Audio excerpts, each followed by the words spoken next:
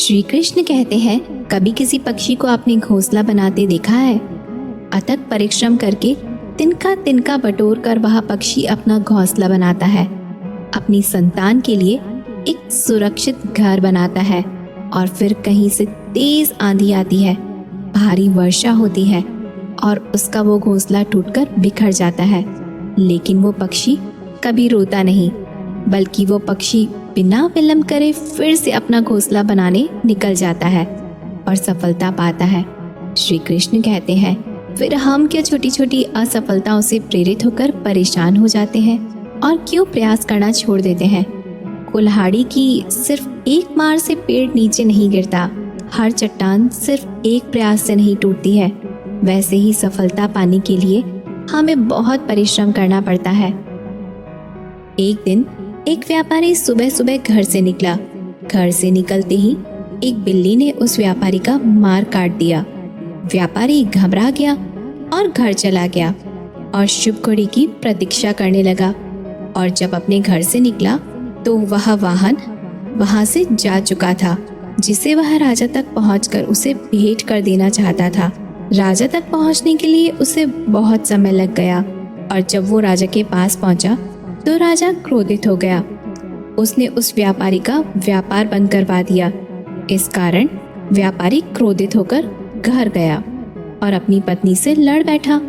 पत्नी अपने बच्चों समेत अपने मायके वापस चली गई और उस व्यापारी के जीवन में यदि कुछ रह गया था तो वह था केवल अंधकार। और इन सब का कारण वह बिल्ली को मानता रहा, जिसने उसका रास्ता काटा था। ऐसे ही एक दूसरा व्यापारी राजा को भेंट देने के लिए निकला। उस व्यापारी का भी मार्ग एक बिल्ली ने काट दिया। वह व्यापारी भी थोड़ा घबराया, परंतु उसने आगे बढ़ना अधिक उचित समझा और राजा के पास सही समय पर पहुंचकर उसने राजा को प्रसन्न किया और राजा ने व्यापारी को अपना व्यापार बढ़ाने की अनुमति दी। स्वर्ण आभूषण दिए। व्यापारी घर पर पहुंचा और उसने वो आभूषण अपनी पत्नी को दिए और अपने बच्चों के लिए नए कपड़े भी लेकर गया। उसके घर के चारों तरफ प्रसन्नता थी। इन दोनों व्यापारियों के साथ एक ही घटना हुई, परंतु दोनों की प्रतिक्रियाएं अलग अलग थी। ऐसा हमारे जीवन में भी होता है। हमारे जीवन में भी कई समस्याएं आती हैं, परंतु उससे कई अधिक महत्वपूर्ण हमारी प्रतिक्रिया है और हमारी सोच का प्रभाव है, क्योंकि यही हमारे जीवन को आकार देती है। इसलिए अपनी सोच को सकारात्मक रखिए, आपका जीवन सदैव आनंदमय रहेगा। श्री कृष्ण कहते हैं कि क्या आपने कभी ब्रह्म मुहूर्त में जगकर देखा है? अगर नहीं तो एक बार जरूर जगकर देखिए।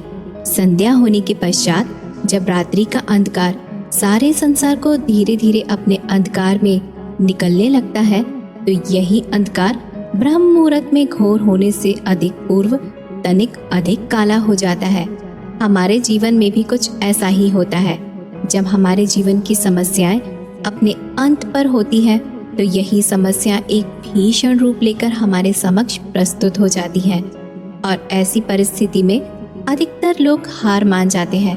परंतु यदि आप हार न माने और भय न रखें और निरंतर रूप से आगे बढ़ते जाएं, तो प्रकाश के रूप में हमारा स्वागत करने के लिए सूर्य सदा ही हमारे समक्ष प्रस्तुत रहता है।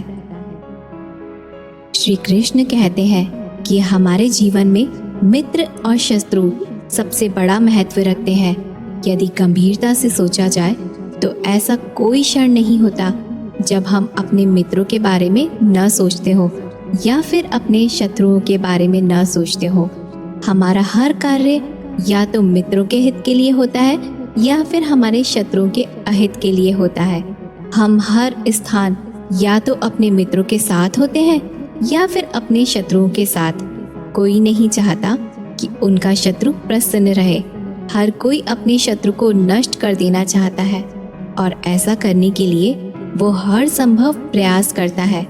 उसे आर्थिक, मानसिक और शारीरिक हानि पहुंचाने का प्रयास करता है।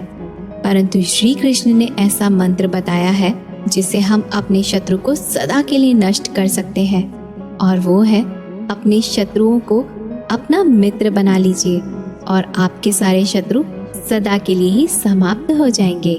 दोस्तों, हम आशा करते हैं कि आपको यह वीडियो ज़रूर पसंद आई होगी। अगर आपको यह वीडियो अच्छी लगी हो तो वीडियो को लाइक करके हमें ज़रूर से बताइएगा, और अगर हमारे चैनल पर नए हो तो हमारे चैनल को सब्सक्राइब ज़रूर से करिएगा। दोस्तों, मिलते हैं अगली वीडियो में, तब तक के लिए धन्यवाद।